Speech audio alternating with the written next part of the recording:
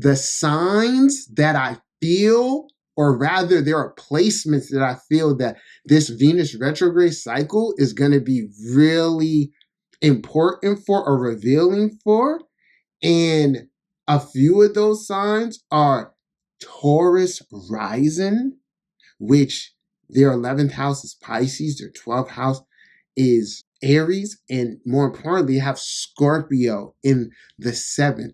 Mars retrograde right now is in Cancer. Mars is going to go direct later on this month. And this is important because as Venus retrogrades is going to be under the control of Mars via depositorship. What's going on, world? It's your boy Gemini Brown here, back with another episode of Nalo Kicking Knowledge. Today, we'll be talking about the upcoming Venus retrograde and what you need to pay attention to. So let's get into it.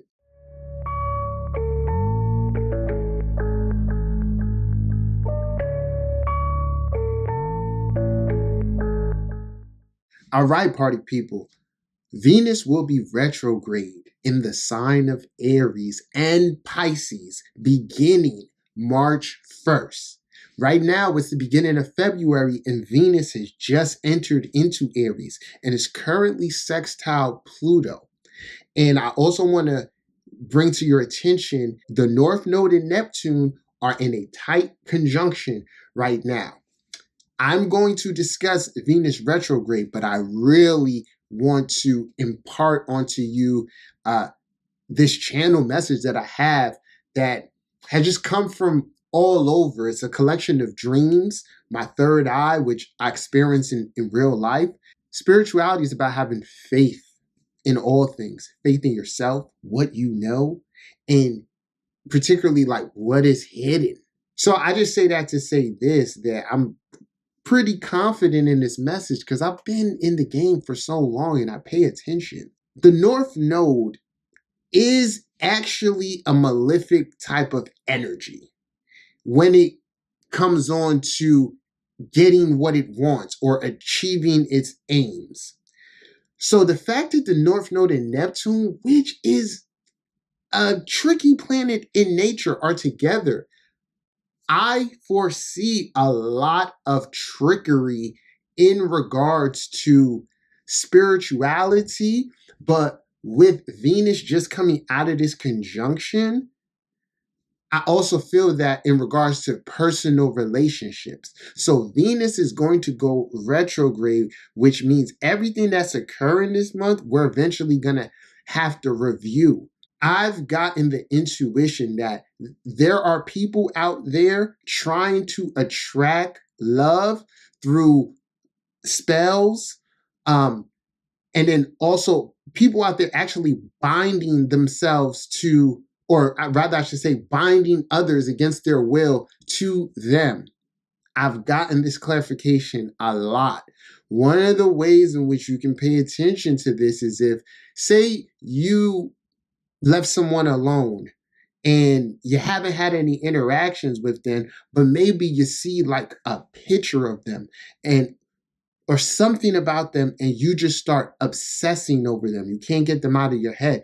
This is a telltale sign that you could be having magic put upon you, or someone could be influencing, yourself through outside means. Okay, you also want to pay attention to your dreams. Okay, hey, if you're enjoying this video, do me a favor, drop a like, drop a comment, let others know how you're enjoying it. It's really appreciated. Back to the video. The signs that I feel, or rather there are placements that I feel that this Venus retrograde cycle is going to be really important for or revealing for. And a few of those signs are Taurus rising, which their 11th house is Pisces, their 12th house is Aries, and more importantly, have Scorpio in the 7th. I think all Taurus risings really need to wake up. And I don't know exactly what to tell y'all to do, but just protect your energy. But I also, if I'm being real, I think there's an element of change that needs to occur with the Taurus risings. If we're being frank, Taurus risings be on some bullshit, straight up. They're actually one of the more difficult rising signs in the zodiac. So, but I do feel like the Taurus risings of all are very susceptible right now to negative energy coming from others, making impulsive decisions in regards to relationships, and just you want to have your head on a swivel. So that's my advice there. The next placement that I want to pinpoint here is obviously Mars. Mars retrograde right now is in Cancer. Mars is going to go direct later on this month. And this is important because as Venus retrogrades is going to be under the control of Mars via depositorship. And this is kind of setting the flavor of how we go about things. What I foresee is a lot of impulsive actions, a lot of mistakes in many different ways. But it starts, like I said, with the Mars in Cancer retrograde. Have you learned the lessons? Are you more in tune with your will and emotionally? I think there's a real need to separate particular things in regards to emotions, relationships, and yourself. I think there's going to be a clear distinction. So always keep in mind, Aries is about self. So if you are focusing too much on like a relationship or going back to an old relationship, what Venus retrograde is about, you could be missing the mark. You could be delaying yourself. Another position I would say is third house people, or rather, let's say this maybe this transit can be occurring in your third house, which naturally squares the 12th and naturally squares the 7th. This can also indicate going backwards, going back to partnerships, or even reinvesting energy in things that could further just derail you. So when it comes onto this Venus retrograde, the overall theme is going to be about showing up for self and doing so unapologetically. The misdirection is if we get clouded in this insecurity of wanting to belong or have someone. That's where we really want to pay attention to with the Pisces when Venus goes back in the Pisces. So right now, going back to Venus and the North Node, and Saturn is here too. But I think this Pisces energy right now can be very revealing.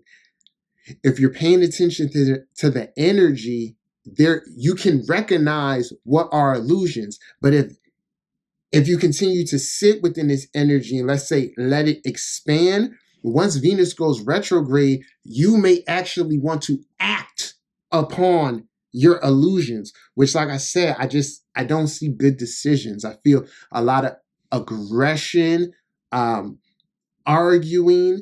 At the root of it is Piscean. So it's almost like illusionary. It's like falling for the mirage. Okay. Now let's talk about the positive sides of the Venus retrograde, how to work with it in a really positive way. Retrogrades are about giving the proper attention to the particular planet, sitting with the energy, seeing what it wants or how it wants to be expressed. Because the idea is that the focus is now turned inward. So through inward focus, we can come up with ways to greater express our outward will. I feel like this is a year we're all going to be very body conscious. And so far, what I've seen is that those who remember, still a 9 year, so it's about tying up loose ends, things that you may have wanted to do in previous years that you never really fully followed through on. One of those things could be physical health, getting the body that you want. At the same time, and I've seen this coming for years, we are in the era of AI, shortcuts, plastic surgery, all of that.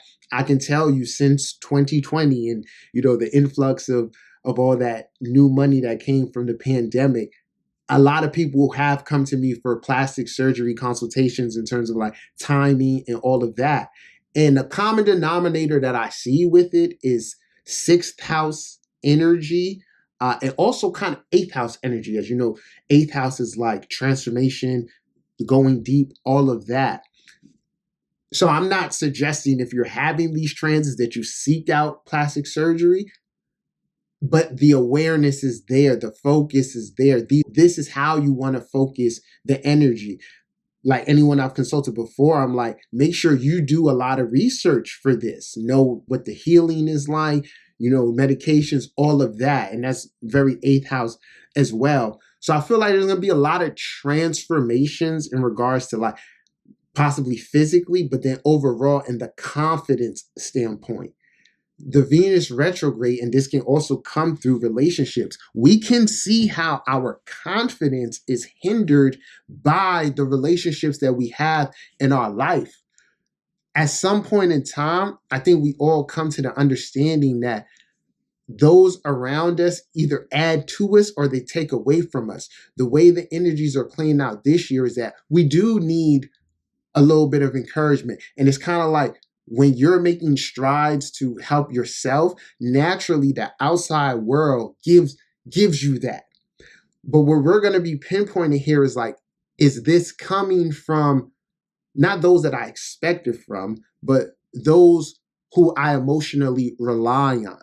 So then evaluating the Venus energy, it's going to come to a point where we ask ourselves like, damn, am I still emotionally in tune with these friends or this partner? Passion is what we're all looking to tap into. And I think if you can get it channeled personally, if the relationships around you are in alignment with that, naturally you'll have passion there as well.